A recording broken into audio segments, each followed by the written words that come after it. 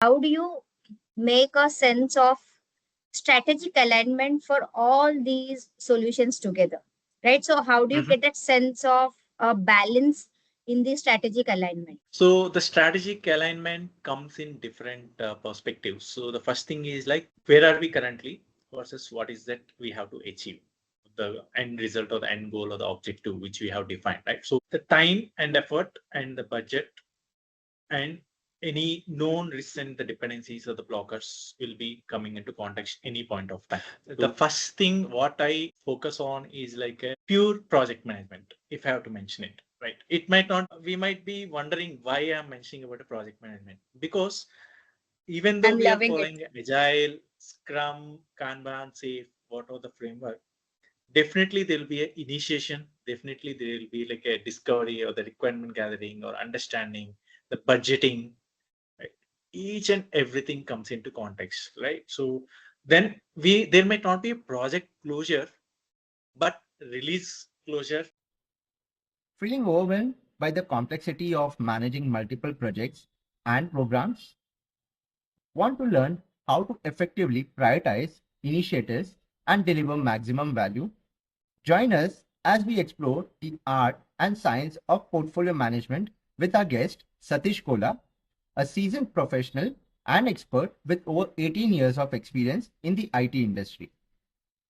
As a professional certified coach, PMP, PMI ACT, and safe practice consultant, Satish brings a wealth of knowledge and experience. He has led numerous agile transformations and is passionate about helping organizations achieve their strategic goals. In this episode, we'll delve into the world of portfolio management, discussing topics such as strategic alignment, risk management, and the impact of emerging technologies. Whether you are a seasoned portfolio manager or just starting your career, this episode offers valuable insights and practical advice. So, without much ado, let's begin.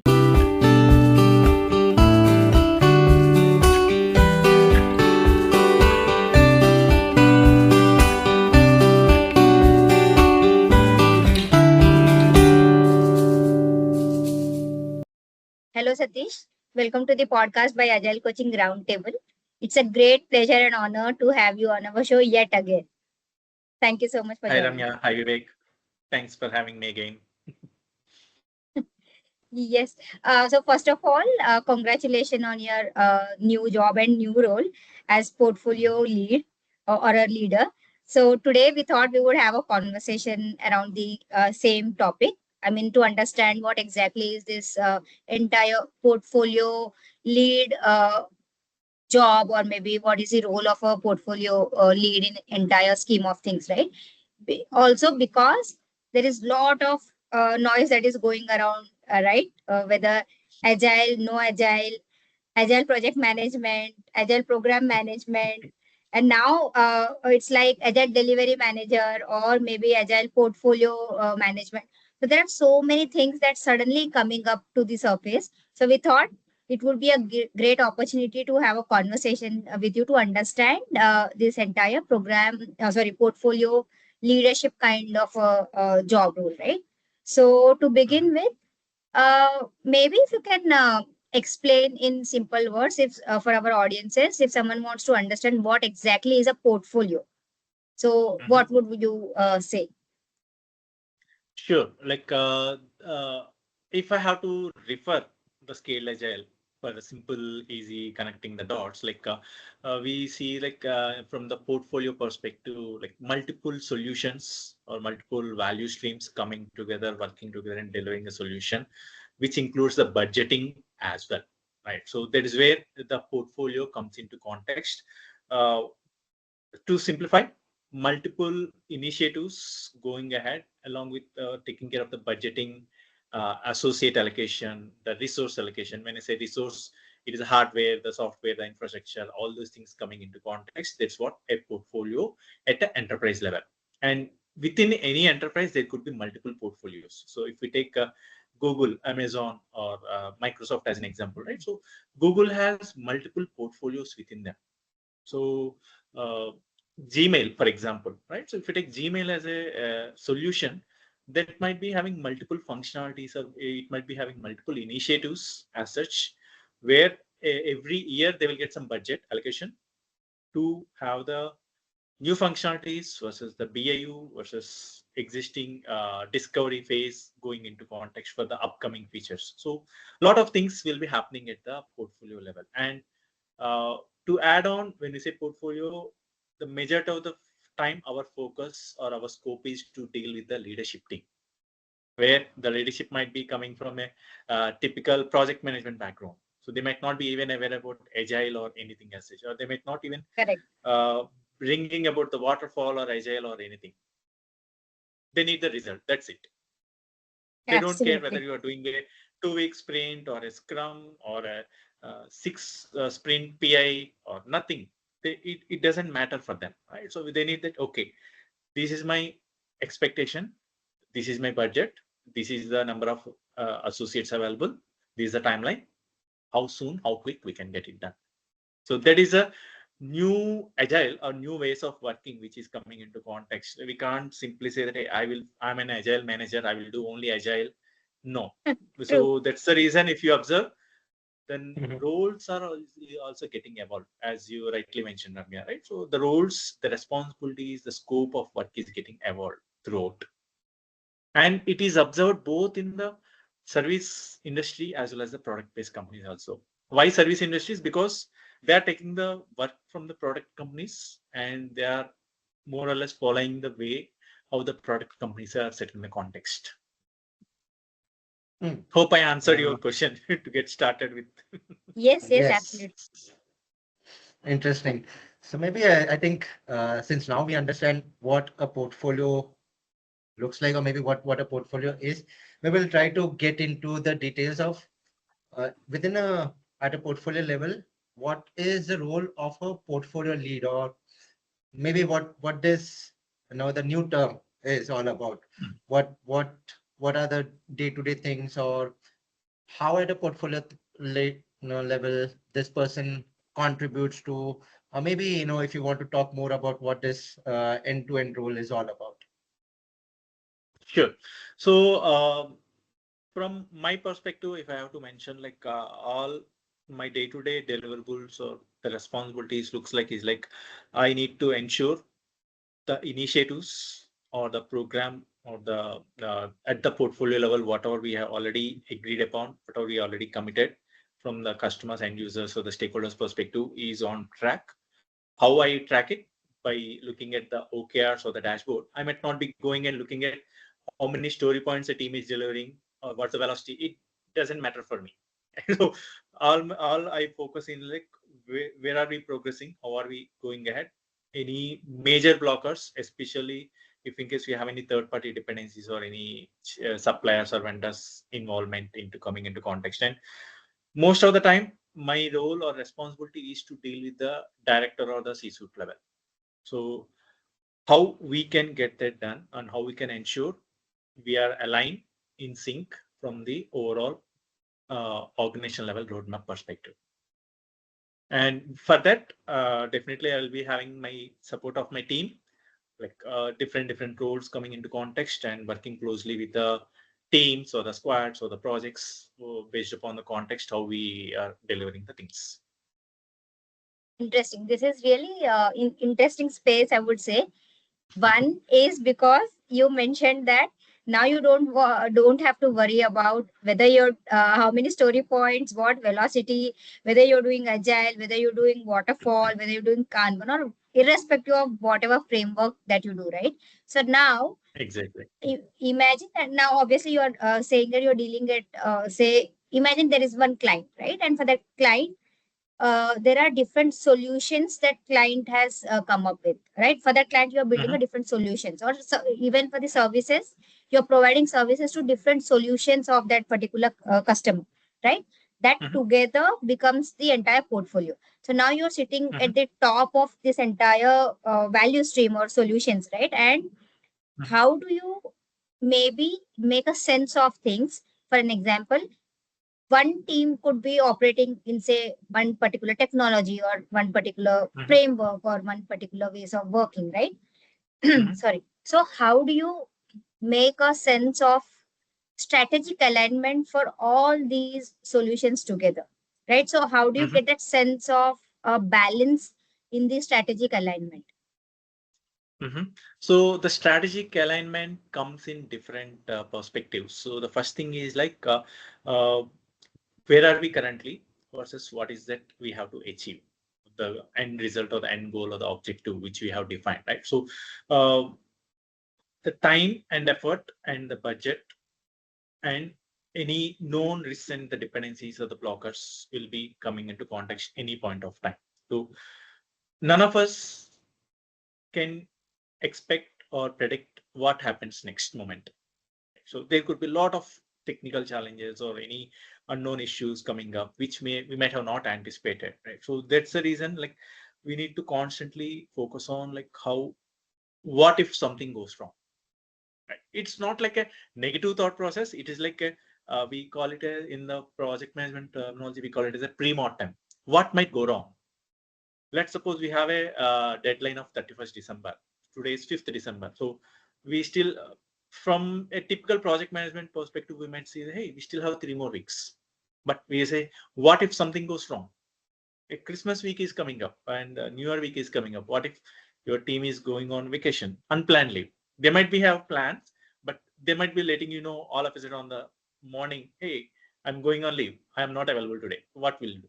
So we start doing that risk assessment in multiple ways, multiple factors, considering what might go wrong or what we as a leaders should consider as a alternate plans. And all of a sudden, if in case we have to do a scope change or realignment, it could be the budget, it could be the associate allocation, it could be the scope, it could be anything, right? So that's where any point of time having a plan B is definite, must and should. And that is how we are making the agile coming into context, right? Responding to change or following a plan, if I have to mention simply. Absolutely. So we still go ahead and deliver the valuable outcome to the customer or the end user, but we might be refining the scope, or we might be refining the budget, or we might be refining the limited associates or the resources bandwidth available. Accordingly, we will still be reprioritizing, revising, refining the scope, or if required, the timelines also, and we will go ahead and deliver it. Most So of the cases, basically, what's happening? Yeah, yeah, sorry. please go ahead. Most of the cases, what's happening is we are agile in multiple ways, but unknowingly we are committing to the timelines. Right. So we might have not identified, we might have not accepting the things, but we are sprint, 2 week sprint, which means we are giving the commitment that by end of the 2 weeks we will be delivering. What Correct. happens within the 2 weeks we never know. Right? So the same way like the banking, right, the insurance or telecom, each and every industry is having a government regulations and guidelines. So what if the government of India is coming and saying that hey, all the banks effective from 1st January 2025, you have to increase your interest rate by 0.5%, for example. There is a fixed timeline. We can't say that, hey, I will do my own way of working. I'm in the middle of the sprint or I'm in the middle of a Correct. PI. We won't change the scope. No, nothing happens. Right? So that is where my point is like, we need to still focus on that responding to change or following a plan. How effectively we are delivering the valuable outcome to the end users. That is what the focus should be any point of time. So basically, you are trying to do a balancing act between Exactly. uh, the scope, timeline, and budget. The That's typical iron triangle of project management, or even agile triangle, whatever we may want to call, right? So balancing act between this, yet deliver value to the customer, and also do a precautionary kind of a thing, anticipating what could go wrong. Mm-hmm. That's true. We Thanks will for all. summarizing it in a simple way. Okay, so maybe I have a uh, different thing, or maybe obviously it's related to what we are discussing. In my own experience, again, I'm talking it from my experience working with leaders at maybe at a leadership level, or maybe at a portfolio level, right? Or maybe there are people working at a component level. I mean, when I say component, maybe at a scrum team level, right? At the very bottom of the pyramid, right? So Mhm. my question here is from a portfolio point of view, obviously they have more visibility, or they have a futuristic idea about what we need to build on the existing platform, right? Maybe from a product aspect, or maybe even if it's like from a service industry. My question is like, are there any techniques that we have to to balance out our short-term goals, or maybe our long-term goals, right? How do we how do we balance it, one? And then is there any techniques that are in place to help us out to put certain things as a plan, as a goal, from a portfolio point of view? So I would like to bring in that the solution roadmap from Scale Agile once again.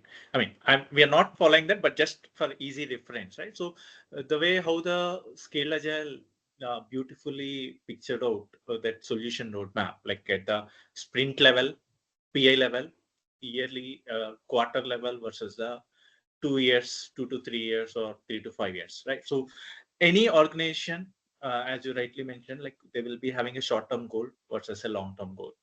And plus the third thing, the BAU, the existing business should not get impacted.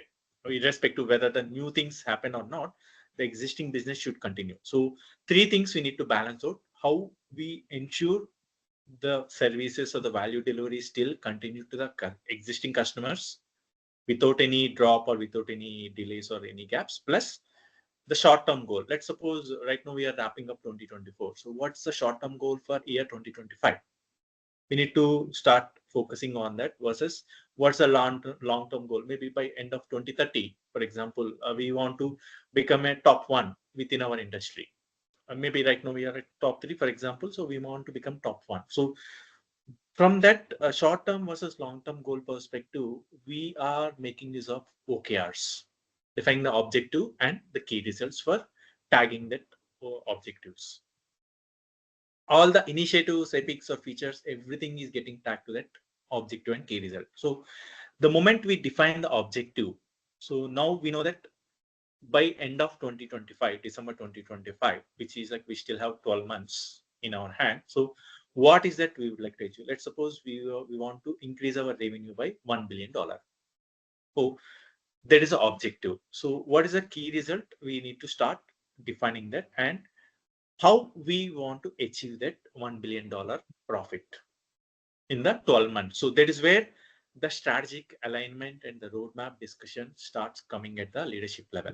So each and every leader will be involved in the discussion.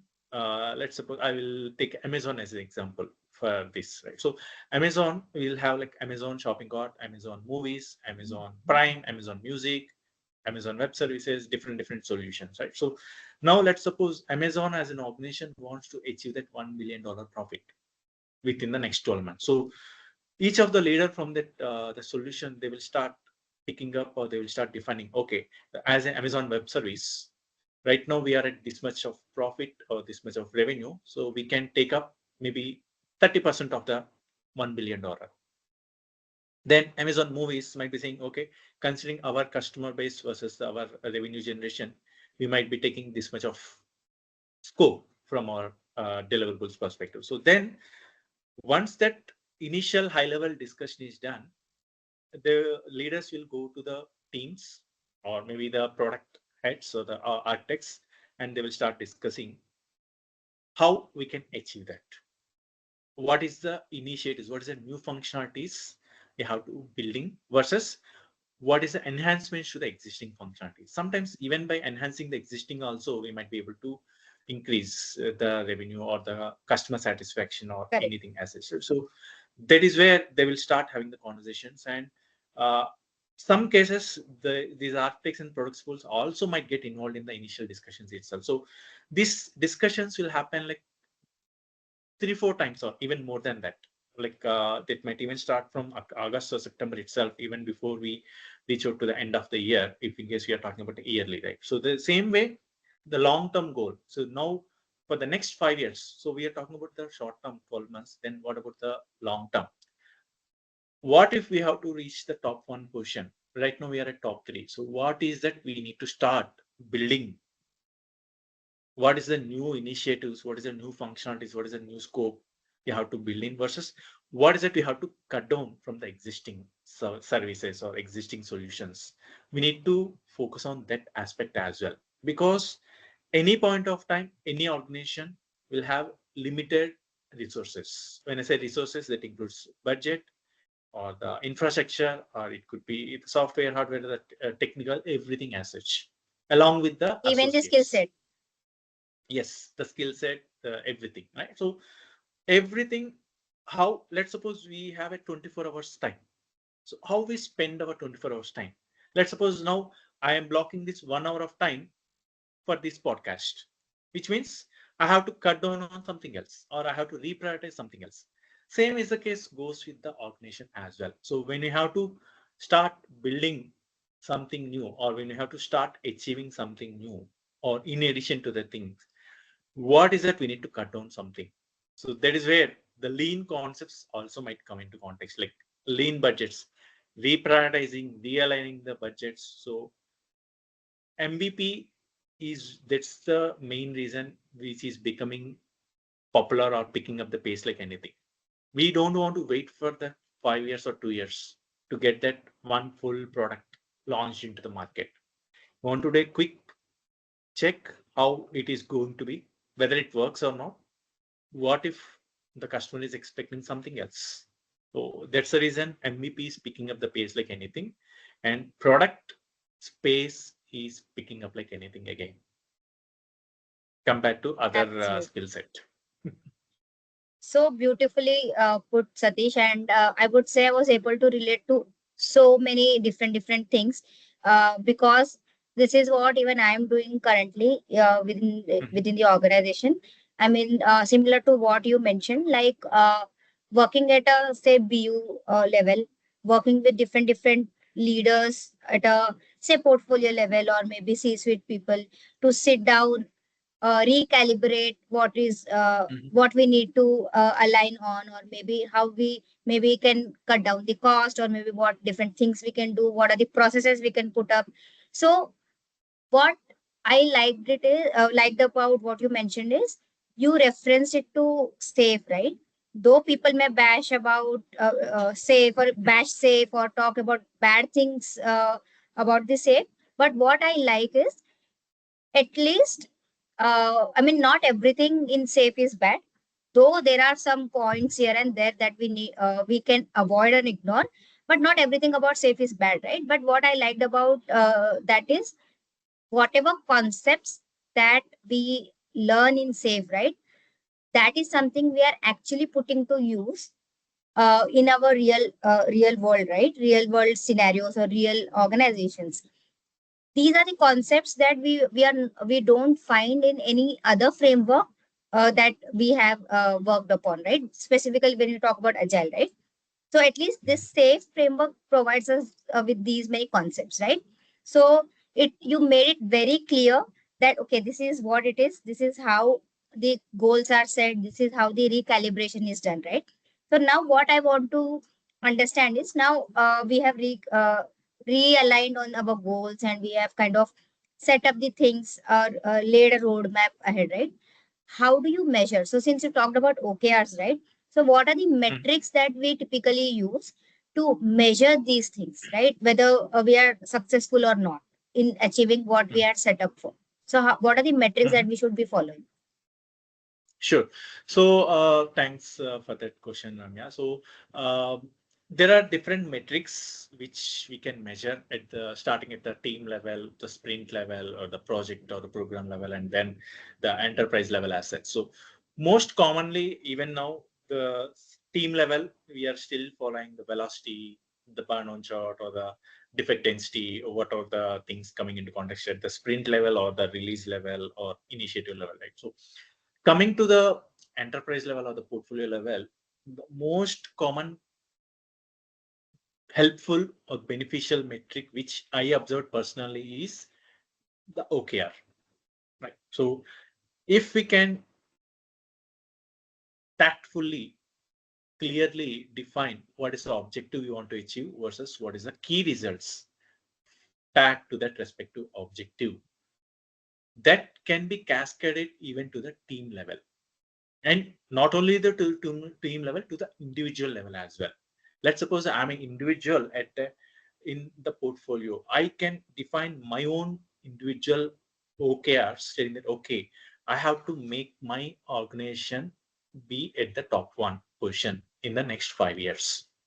What is that I have to do from my side as an individual, or what is it I have to do as a leader to help the organization achieve that, and how I can showcase that versus how I can achieve that, and how I can bring in the other leaders into context, how I can help them align, understand what we are doing it versus why we are doing it. Like Simon Sinek start with why.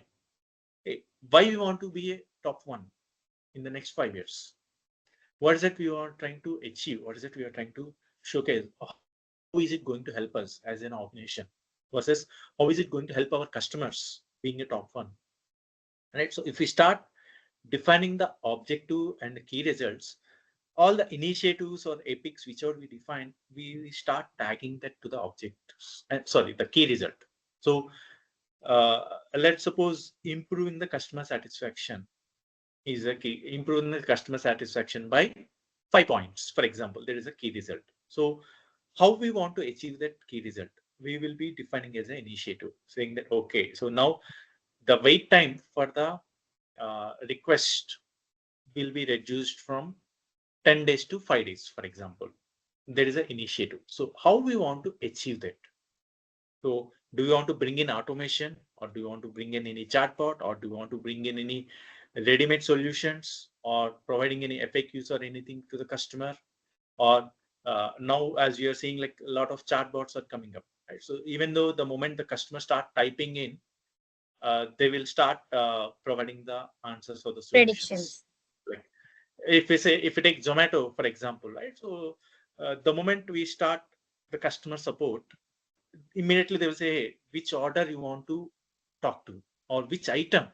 We don't have to even type in, or we don't have to even mention it. So that is how, like, they're trying to bring in different thought process, different solutions, or different initiatives which helps the organizations achieve those key results, right? So that key result, that improving the customer satisfaction is a initiative, might be done handled by 5 different teams. We never know, right? So that 5 teams might define, okay, so if we have to achieve this initiative, what should be our goal, or what should be our activity action item within that, what piece of scope we want to work upon. So the team also will start defining their own OKR, or maybe their own goal. So simply saying, like, we define it as a sprint goal or PA objective from the SAFe perspective. Again, if we go back to SAFe, right? So hey, this is the roadmap. So within that roadmap, what is it you would like to achieve in the next quarter? What is the objective, and how is it connecting back to the business value? Right. Again, that's the reason the scale agile, they're saying that PA objective versus the business value. And there's, who is defining that business value? The business owner, who can be the CEO or the sponsor of Correct. that project. Right. So again, as you rightly mentioned, right, all the best practices is brought into that, and it is up to us how we make use of it. Yeah. So maybe the next question, or the point that I wanted to touch base, is maybe again somewhat related to what we were talking in terms of the metrics, or uh, the KPIs aspect of it. The other important point that we often ignore, or is overlooked, that is having certain governance in certain setup of things or maybe scheme of things, uh, how do we ensure that a proper governance structure is introduced while working at a portfolio level, which gets radiated down even at a component at a scrum team level? What are the things that we should take care of if we are working at a portfolio level, and it should also get radiated maybe 360 degree, right? Maybe at the bottom of the pyramid and also the top of the pyramid. Maybe would like to talk about that as well. The governance model or the ways of working or the playbook or the different guidelines or the working agreements at the organization level, the terminology could be different, but again, it is at the organization level, we need to start defining how we want to implement the initiative or the ways of working at the enterprise level. And we should give some lenience to the teams. Lenience to the teams, like suppose Ramya's team is working on one specific functionality. So they might have to have some flexibility to add their own ways of working, versus Vivek's team is working on different functionality altogether. So we can't say that the entire organization, all the teams should follow the same strict guidelines at the process or approach. Right? So that is the thing how I recommend or how I take a look at it, and how we make sure it is followed or it is communicated across the teams, or make sure like it is happening. We take the help of the program managers and the agile coaches, who work closely with the teams or with the initiatives with the projects and get that cascaded, versus help set the context of what is required, why the process or the governance is defined in this way, and how the team can define their own ways of working or add on top of the existing things, like definition of done or definition of ready. So sometimes the definition of ready might be unique for a specific team. For example, like I'm talking to one of the infrastructure team where they can't define the testing to be done, because the testing is not part of their scope. That will be taken care with a third party vendor. Right? So then we can't say, hey, you as a team, you have to complete the testing, only then you will meet definition of done. No, like that, there will be a lot of unique cases will be there. So like 80% could be common versus 20% could be unique to that specific space or specific functionality. And then regularly monitoring and revising or reviewing and making sure uh, the feedback to be taken back from the teams again. It is not like top-down approach, like, hey, I'm the head of portfolio, whatever I say, you have to do. No, you need to take the feedback from the teams, review it, refine it, and revise it and take it back to the teams. So it is like a continuous iterative cycle of improvement.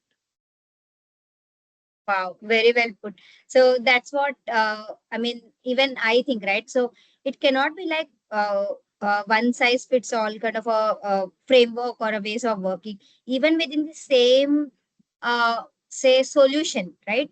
I'm not even talking about entire portfolio level. Even within the same solution, there could be multiple teams, and each team would be having their own ways of working. Obviously, having some common thread or commonalities, right? But then. Balancing the entire thing, that is a tricky part, right, as a portfolio lead. And yet, so it's like so much of a pressure. You are like kind of a sandwiched between the people below and people above. Now you will have to manage both the things. And being in that space, I understand that there is lot of uh, pressure that is coming up from the top leadership, saying that, you know what, whatever new bus thing that they catch up, they are like, no, now we want to implement this, now we want to get hold of that things, right? So talking about one such thing is AI, right? It's such a buzz thing. Everyone is like, okay, what we can do with this AI thing. Just we want to be also in a trend, yet also leverage that platform, which is making our lives easy, right? So at your level as a portfolio lead or a leader, talking to so many different parties at different levels, right? How has this AI thing uh, come into picture? How has your job has got changed with this, or maybe how can we leverage this entire AI thing? So when it comes to AI or any new functionality, like I look at in the two ways. One is usage internal within our organization versus making it as a solution to the actual customers.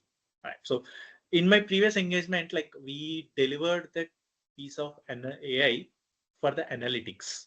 So the customers, the end user should be able to analyze based upon their historical reference of the usage of the data, how much of space, the cloud space, they should be anticipating, based on which how much will be their billing for the next 3 months or 6 months or 1 year, whatever the time period they select. So for that to make it happen, first we internally, the teams or the organization should understand how we can make that functionality available. So we need to start experimenting, exploring, and we need to figure out which of the AI tool or which of the AI functionality or technology we need to make use of it to provide it to the customers. That is a one step. And then the second step is like for our own internal usage. So there might be multiple things coming up. Like right now, AI is a buzz. So tomorrow something else might come up. So we need to again take a cautious step, like how much benefit, value, or the risk associated with it by bringing it into the context.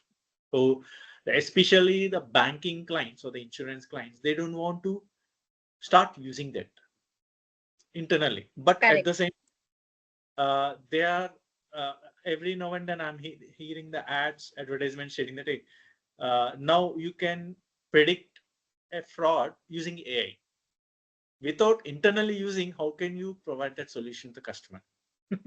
So there is a again the logical strike of balance, how we want to make use of it internal versus how we want to provide that to the external. So many companies, they started bringing up the AI governance versus AI compliance teams to understand, to do the experimentation and exploration, which of the AI tool we should be making use. And almost all the companies, wherever they are making use of it, they are having that in-house tool, which means one of my engagement, like we have the Copilot tagged to our single sign-on. All the all the information, all the queries we use will be stored only in our internal database. It won't be made available to the regular customers.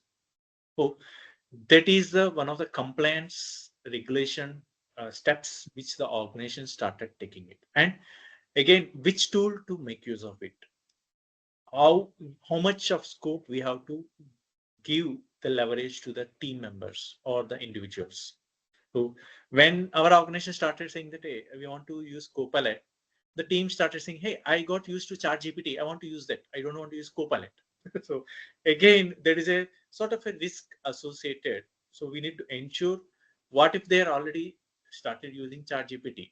So we need to, at the organization level, we need to make sure that risk and the safety security is brought into the organization level, the firewalls or the internal systems, and make sure the database or the information, especially the client data or the client confidential information or the organization specific documentation or anything, we should be safeguarded.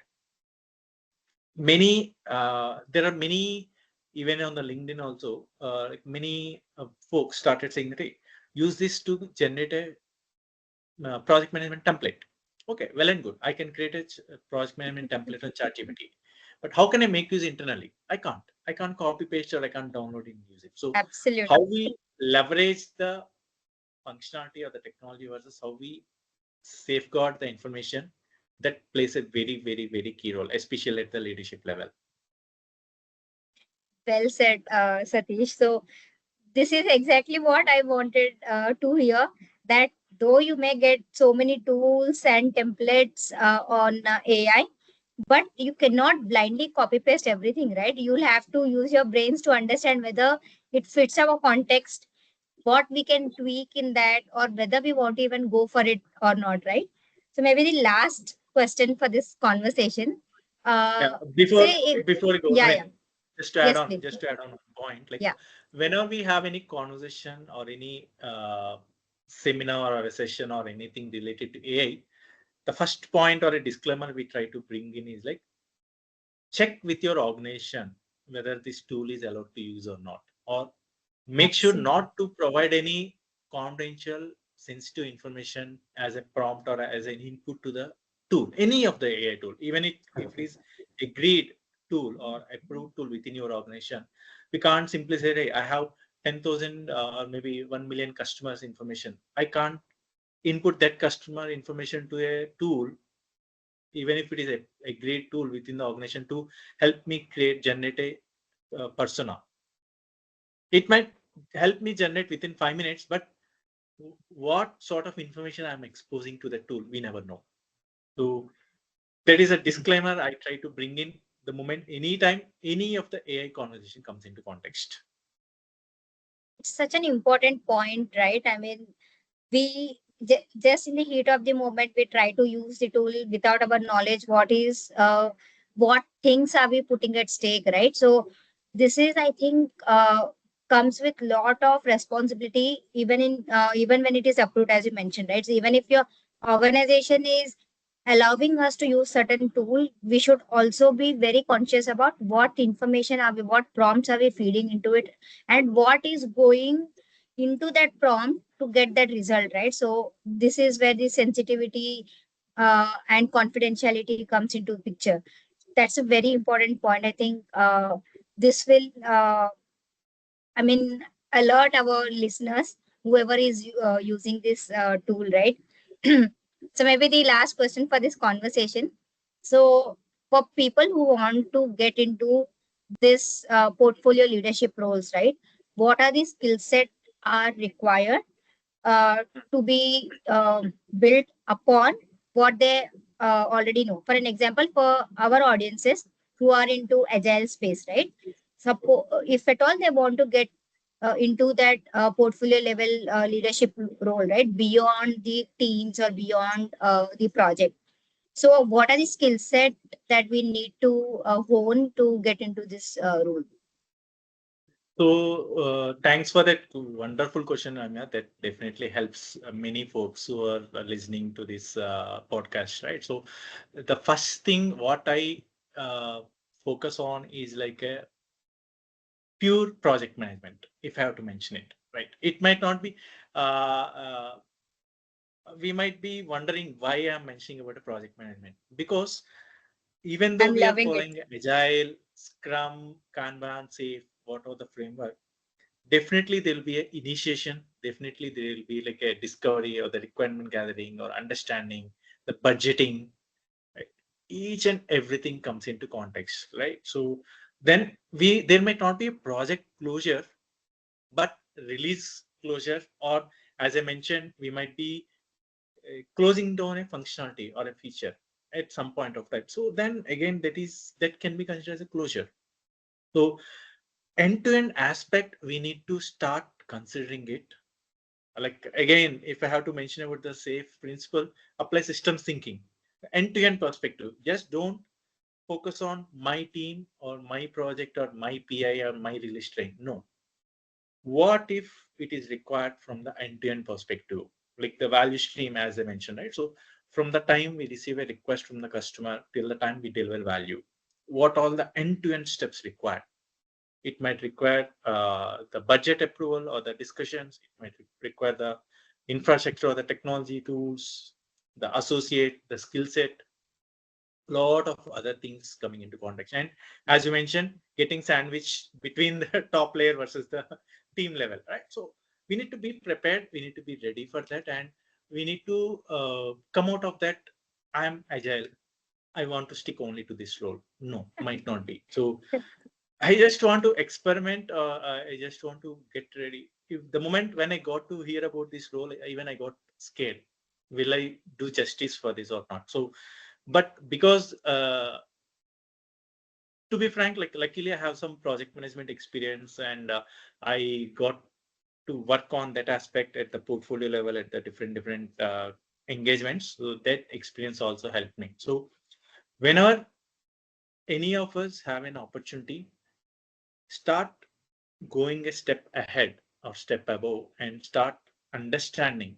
If in case you are working as a scrum master, just don't limit to the scrum level or a team level. What's happening at the program level, or what's happening at the organization level, or what's happening in the other product or other solution. So that is where these conferences or the communities of practice or all these discussions or the networking sessions, the community gatherings help us understand or hear from how things are happening in the other industries or other space. So within our organizations also, that's the reason we are bringing up this knowledge sharing or communities of practice, so that like it will help the individuals get visibility and clarity of what's happening across.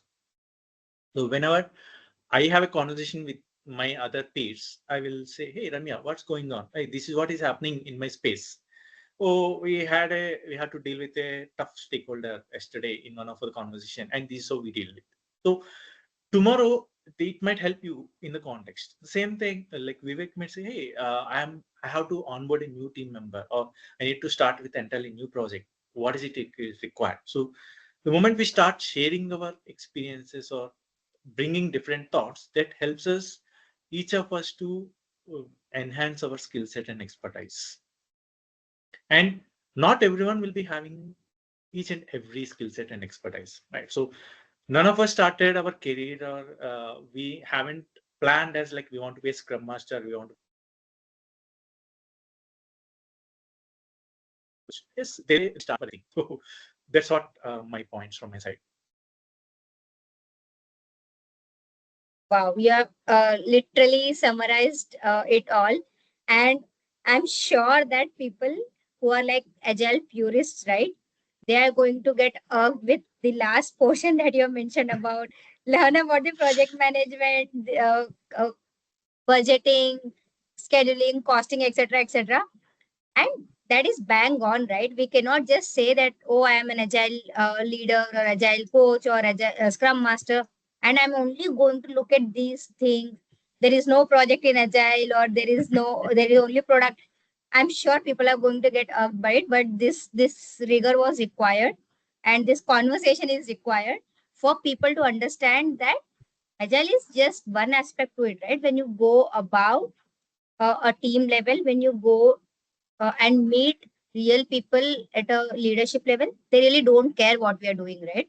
And that's the Mhm. reason why we thought we should be having this conversation. So thank you so much, Satish, for coming over and doing this podcast with us. It was really insightful, and I'm sure people are going to take a lot of notes in this entire portfolio scheme of things, right? And I think these are the conversations that we want to have more, so that people are not living in that bubble of agile, and we want to burst that agile bubble.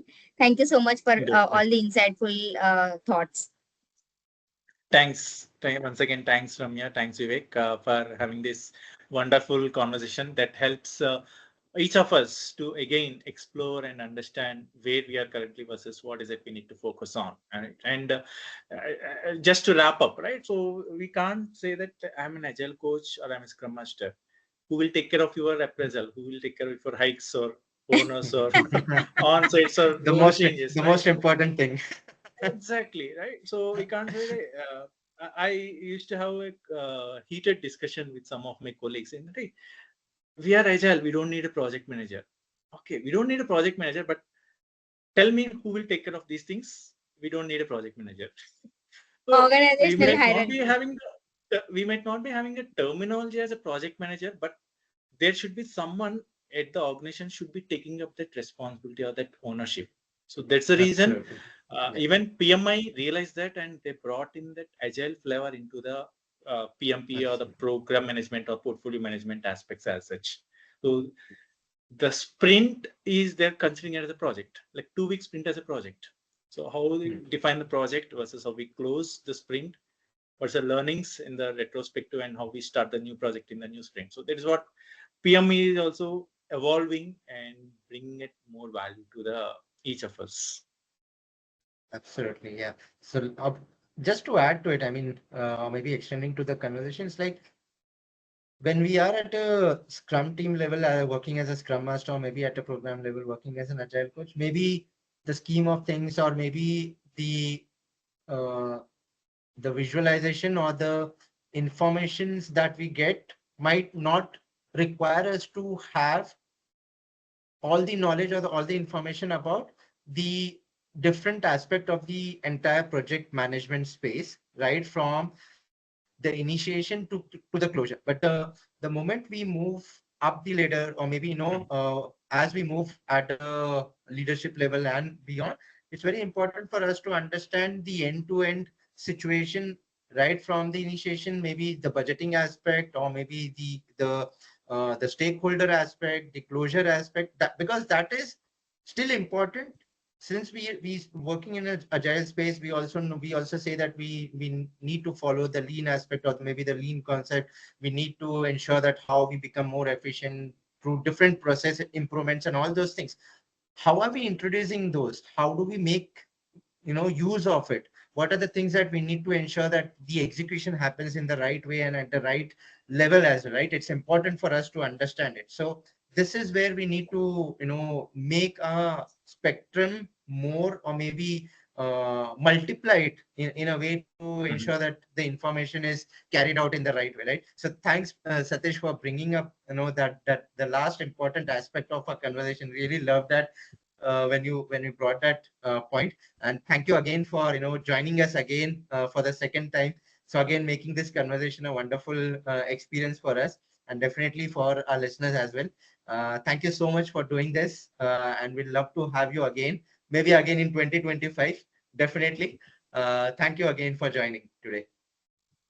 Wish you all the best and continue more podcasts. Have me more sessions in Yes. 2025 with me also. Absolutely. Absolutely. All Absolutely. the very best to Agile Coaching Roundtable team. Thank you, Satish. Thank you so much for watching this episode patiently till the end. We hope you enjoyed the episode. We'll meet you again in the next episode. Till then, if you like our podcast show, then do like, share, subscribe, and let us know your feedback in the comment section. You can also listen to the episodes on Spotify, Apple Podcasts, Google Podcasts, Amazon Music, and Audible. Thank you.